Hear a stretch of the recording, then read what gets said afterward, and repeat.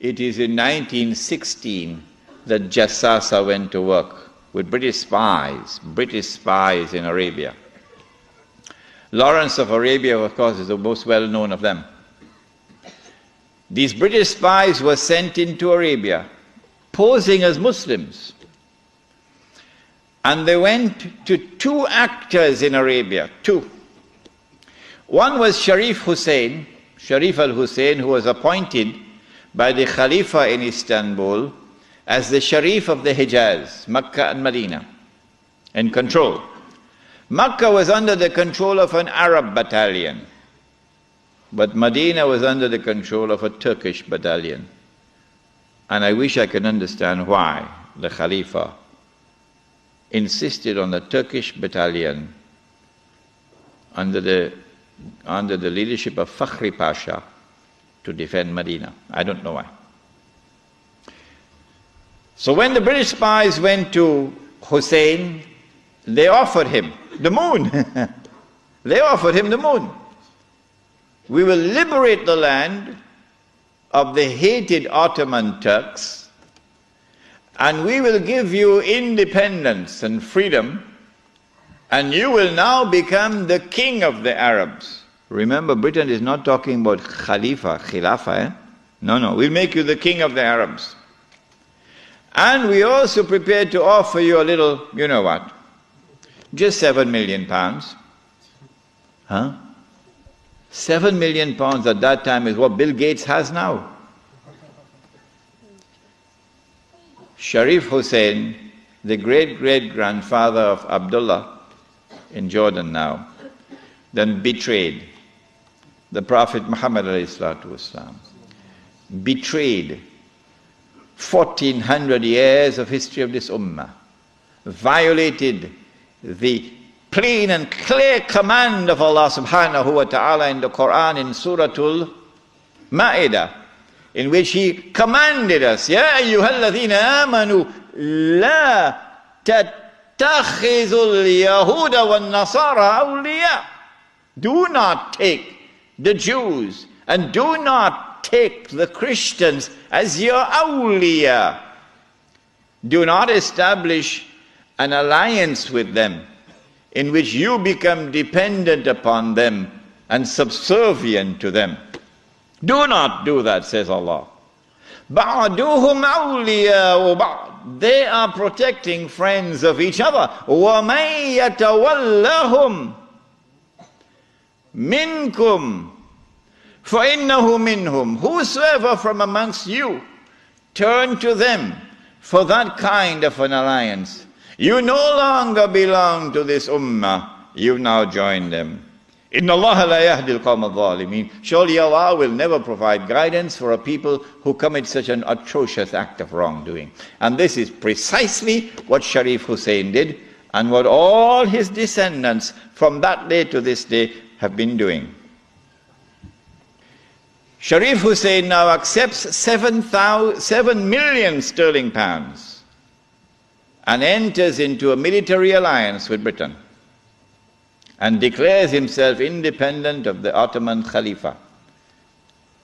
Once the Khilafah in Istanbul had lost control of Mecca and Medina, had lost control of the Haramain, had lost control of the Hajj, you pull the carpet, you pull the rug from underneath the feet of the Khalifa. His Khilafah is now losing legitimacy. Can anyone be Khalifa? Can you appoint a Khalifa here in downtown Lakemba? Can Mullah Umar have been recognized as the Khalifa? No, why not? Because when the Hajj comes, Amirul Mu'mineen Mullah Umar will have to apply for a Saudi visa to perform the Hajj. Huh? And if the Saudis reject the visa, the Khalifa can't perform the Hajj. All right? And so the British calculated, if we can wrest control of the Haramain and the Hajj away from the Khalifa in Istanbul, then the legitimacy of his Khilafah will begin to crumble. And so this was 1916. The British spies then went to the second actor in the Arabian Peninsula. I mean, Britain has a PhD in deception. If you want to destroy the Khilafah, okay, you have to make sure that it cannot be restored. How can you take the entire world of Islam with so many ulama and ensure that not only is the Khilafah destroyed, but it cannot be restored? That's a tall order. How to do it?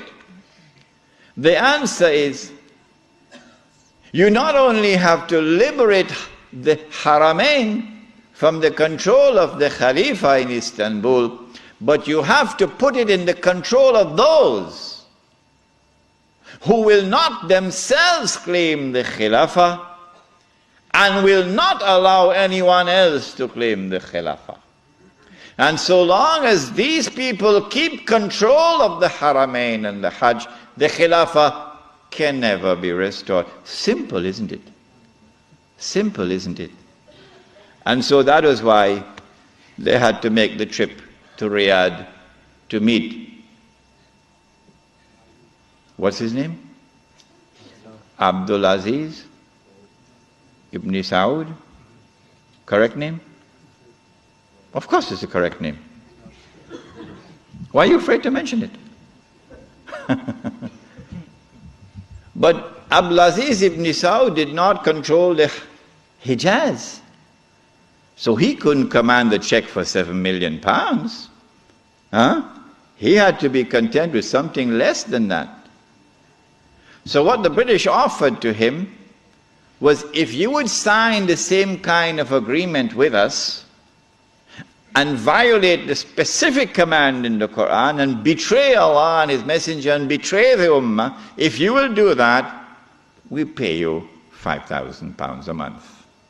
Would you accept that? Abdulaziz says, yes. Yes. And in 1916, Abdulaziz ibn Saud signed an agreement with Britain. Yes.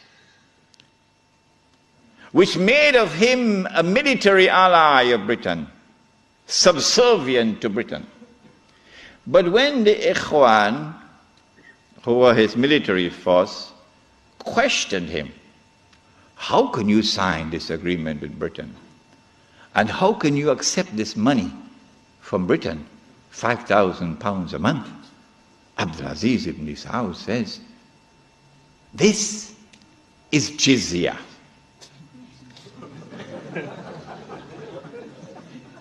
Jizya is what they pay to me because I control them. It was dust in their eyes and they swallowed it. And so Abdulaziz ibn Saud got away with it. Massive betrayal, and a very dangerous plan is now in place.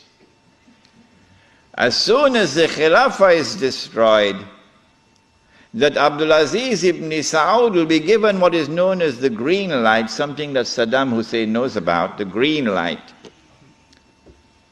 And then he will attack and take control of the Haramain. And when once he does that, he won't make the mistake of ever claiming the Khilafah for himself. And he will never allow anyone else to claim the Khilafah, because no one else can take the control of the Hijaz and the Haramain from them, because they are supported by Britain. And so goodbye to the Khilafah. It's gone. It can never be restored. Never, never, never be restored. So long as Britain and the United States of America underwrite the security of the Saudi state, you can never, never, never restore the Khilafah. By 1919, the Ottoman Empire was in shambles, falling apart. And a British army under General Allenby, with many Arabs and Punjabi Muslims fighting faithfully under his control, attacked the Turkish garrison which was defending Jerusalem, defeated it, and liberated the Holy Land. This was a joyous day for the Jews, because now the countdown is really moving forward and the golden age is coming back.